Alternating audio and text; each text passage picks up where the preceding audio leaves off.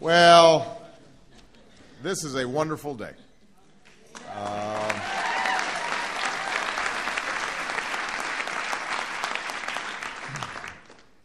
First of all, it is fitting that the very first bill that I signed, the Lilly Ledbetter Fair Pay Restoration Act,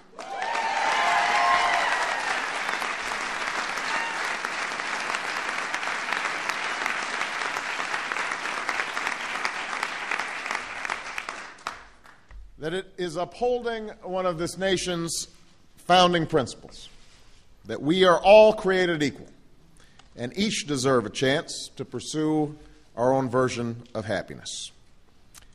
It's also fitting that we're joined today by the woman after whom this bill is named, someone who Michelle and I have had the privilege to get to know ourselves. And it is fitting that we are joined this morning by the first woman speaker of the House of Representatives, Nancy Pelosi.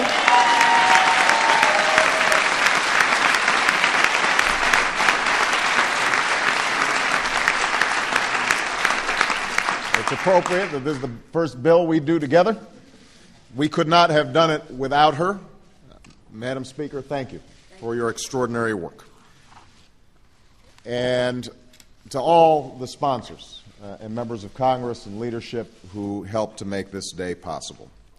Now, Lilly Ledbetter did not set out to be a trailblazer or a household name. She was just a good, hard worker who did her job, and she did it well for nearly 2 decades before discovering that for years she was paid less than her male colleagues for doing the very same work. Over the course of her career, she lost more than $200,000 in salary and even more in pension and Social Security benefits, losses that she still feels today. Now, Lilly could have accepted her lot and moved on. She could have decided that it wasn't worth the hassle and the harassment that would inevitably come with speaking up for what she deserved.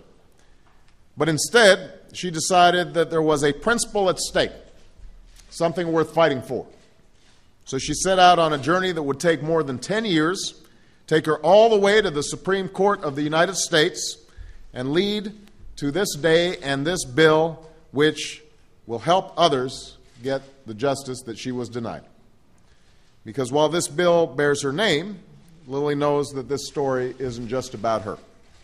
It's the story of women across this country still earning just 78 cents for every dollar men earn. Women of color even less.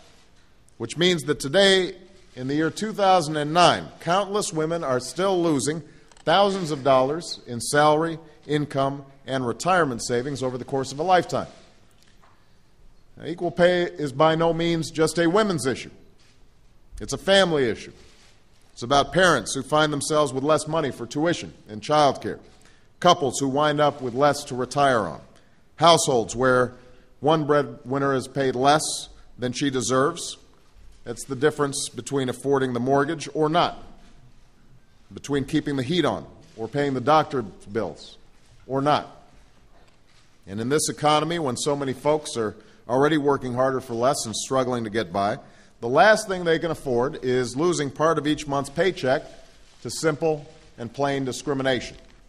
So signing this bill today is to send a clear message that making our economy work means making sure it works for everybody, that there are no second-class citizens in our workplaces, and that it's not just unfair and illegal, it's bad for business to pay somebody less because of their gender or their age or their race or their ethnicity, religion, or disability. And that justice isn't about some abstract legal theory or footnote in a casebook. It's about how our laws affect the daily lives and the daily realities of people, their ability to make a living and care for their families and achieve their goals. Ultimately, equal pay isn't just an economic issue for millions of Americans and their families.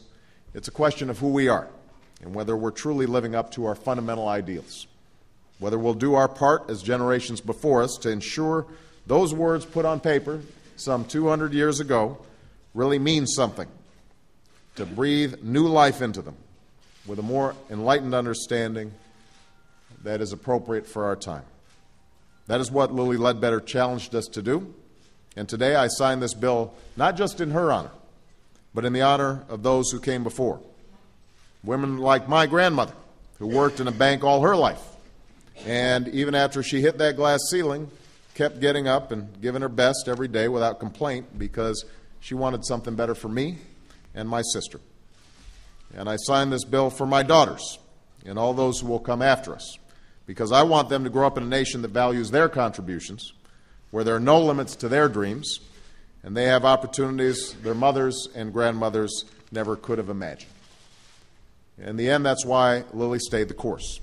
She knew it was too late for her, that this bill wouldn't undo the years of injustice she faced or restore the earnings she was denied. But this grandmother from Alabama kept on fighting because she was thinking about the next generation. It's what we've always done in America. Set our sights high for ourselves, but even higher for our children and our grandchildren. And now it's up to us to continue this work. This bill is an important step, a simple fix to ensure fundamental fairness for American workers. And I want to thank this remarkable and bipartisan group of legislators who worked so hard to get it passed. And I want to thank all the advocates who were in the audience who worked so hard to get it passed. This is only the beginning. I know that we stay focused, as Lilly did, and keep standing for what's right, as Lilly did. We will close that pay gap, and we will make sure that our daughters have the same rights, the same chances, and the same freedoms to pursue their dreams as our sons. So thank you, Lilly Ledbetter.